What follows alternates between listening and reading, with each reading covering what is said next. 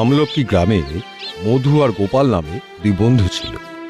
মধু ছিল খুব কুড়ে আর অলস, গোপাল ছিল খুব পরিশ্রমী, সে কাজে ফাঁকি দিত না। ওরা দুজনেই ওই গ্রামের জমিদার মহিম চৌধুরীর জমিতে কাজ করত। গোপাল কাজ করত আর মধু তার গরুটাকে বেঁধে শান বাঁধানো খাটে গামছা পেতে শুয়ে থাকত। আর যেই সূর্য অস্ত যেত, মধু সারা গায়ে মাটি কাদা মেখে গরুটাকে কাদা মাখিয়ে নিয়ে যেত। জমিদার বাবুকে দেখাতো সে খুব কাজের ছেলে, আর গোপাল মাঠের কাজ শেষ হবার পর সে তার গরুটাকে ভালো করে স্নান করে নিজে স্নান করে পরিষ্কার হয়ে ঘরে যেত।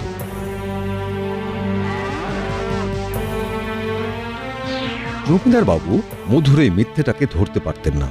তিনি ভাবতেন মধু খুব পরিশ্রমী আর গোপাল খুব ফাঁকিবাজ।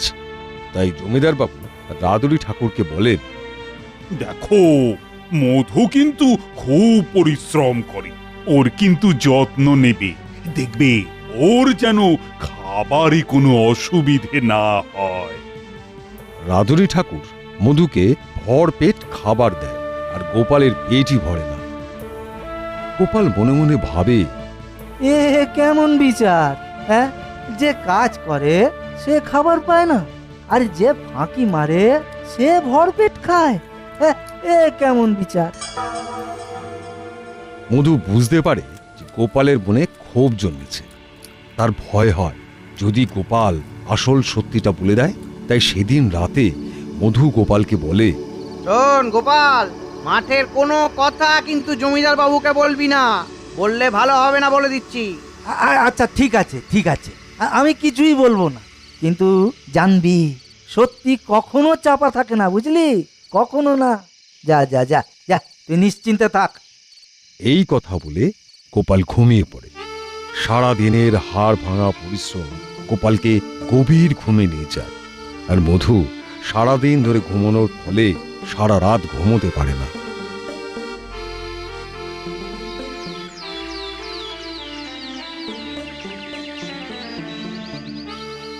তাই সকালে যখন গরু নিয়ে মাঠে যায়, তখন মধুর চোখ লাল দেখে জমিদার বাবু জিজ্ঞেস করে, কি হে মধু, রাতে কি ঘুম হয়নি?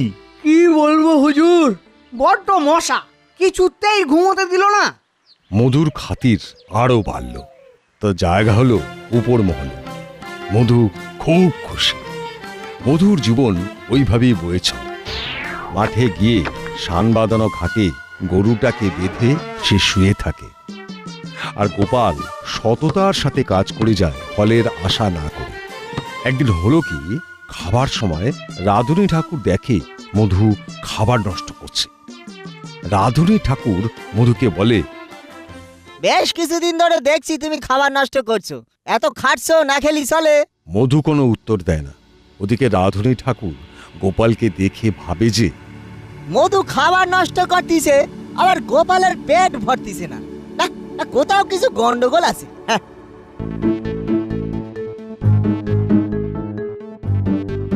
রাধুনী ঠাকুর জমিদার গিন্নির সাথে দেখা করে, প্রণাম জানিয়ে বলে, পেন নাম হই গিন্নিমা।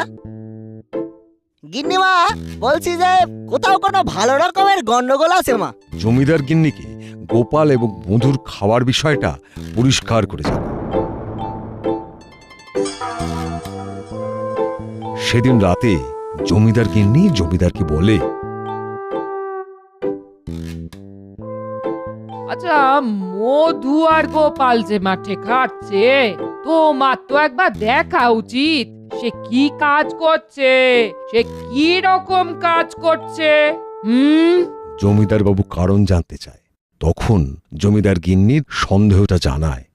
শুনে জমিদার বাবু ভাবেন কথাটা সঠিক, একবার নিজের চোখেই দেখা উচিত। এই ভেবে পরের দিন কাউকে কিছু না বলে চুপি চুপি মাঠে গেলেন। দূর থেকে দাঁড়িয়ে দেখে যে গোপাল খুব মন দিয়ে কাজ করছে, ঠিক যেন নিজের জন্য। এবার তিনি মধুকে খুঁজতে লাগলেন। সারা মাঠে মধুকে কোথাও খুঁজে পেলেন না।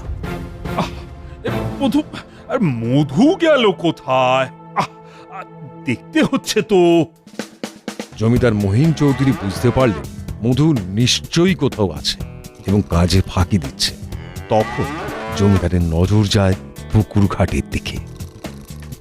দেখেন শান বাঁধানো ঘাটে গামছাটাকে পালিশ করে মধু দিব্যি নাক ডাকিয়ে ঘুম দিচ্ছে। দেখে জমিদার বাবুর খুব রাগ হলো। কাউকে কিছু না বলে তিনি তার ঘরে ফিরে আসেন এবং তার স্ত্রীকে বলেন, আমার গোপালের জন্য খুব কষ্ট হচ্ছে। না না না, আমি ওর প্রতি খুব অন্যায় করেছি। একজন মুখ বুঝে খেটে চলেছে, আর একজন না খেটে সব সুখ পাচ্ছে। এটা কিন্তু হতে পারে না। আমি গোপালকে ঠিক চিনতে পারিনি। তখন জমিদার গিন্নি বলেন, তুমি গোপালকে বরং এই সেরেস্তার কাজ দিয়ে দাও, তারপর আমাদের মেয়ের সাথে ওর বিয়ে দিয়ে দেব। মেয়েকেও আর আমাদের কাজ ছাড়া হতে হবে না, কি বলো? জমিদার গিন্নির কথাটা জমিদার বাবুর মনে ধরল। জমিদার বাবু সূর্য অস্ত যাওয়া অবধি অপেক্ষা করলেন। তারপর ওরা দুজন ফিরতেই জমিদার বাবু প্রথমে মধুকে ডাকলেন। মধু, একবার আমার ঘরে এসো, তোমার সাথে কিছু কথা আছে। হুজুর, গায়ে কাদা লেগে আছে তো, কাদা পরিষ্কার করে আসছি। সারাদিনের ঘাম কাদা এগুলোকে সাফ করি। না না, এই মুহূর্তেই আমার ঘরে এসো। জমিদার কথাটা বলে চলে যায়। মধু ঠিক বুঝতে পারে না কোথা থেকে কি হলো। মধু ভয় পায় জমিদার বাবু ঘরের দিকে গেল। জমিদার বাবু মধুকে দেখে বলে, এই যে, এখন তোমার একটা কাজ বাকি আছে। তুমি গোপালের সারা গায়ে ভালো করে তেল হলুদ মাখিয়ে গরম জলে স্নান করিয়ে পরিষ্কার জামা পরিয়ে এই ঘরে নিয়ে আসবে, ঠিক আছে? হুজুর, এ কেমন বিচার? আমি সারাদিন হাড় ভাঙা পরিশ্রম করে আবার ওই পুড়ে গোপালের গায়ে তেল হলুদ মাখাবো? এতদিন ধরে তুমি আমাকে বোকা বানিয়েছো। হ্যাঁ, আজ আমি নিজের চোখে দেখেছি তোমার পরিশ্রমের নমুনা। তুমি অলস, ফাঁকিবাজ, মিথ্যেবাদী।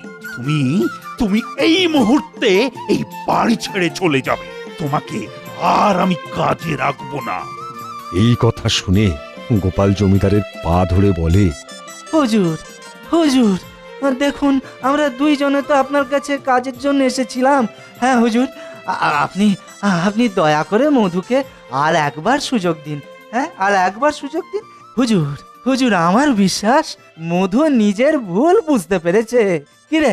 এরপর জমিদার বাবু গোপালের কথা রাখলেন আর মধুকে বললেন, আর একবার সুযোগ দিলাম নিজেকে শোধরানোর। তোমাকে প্রমাণ করতে হবে যে তুমি অলস নও।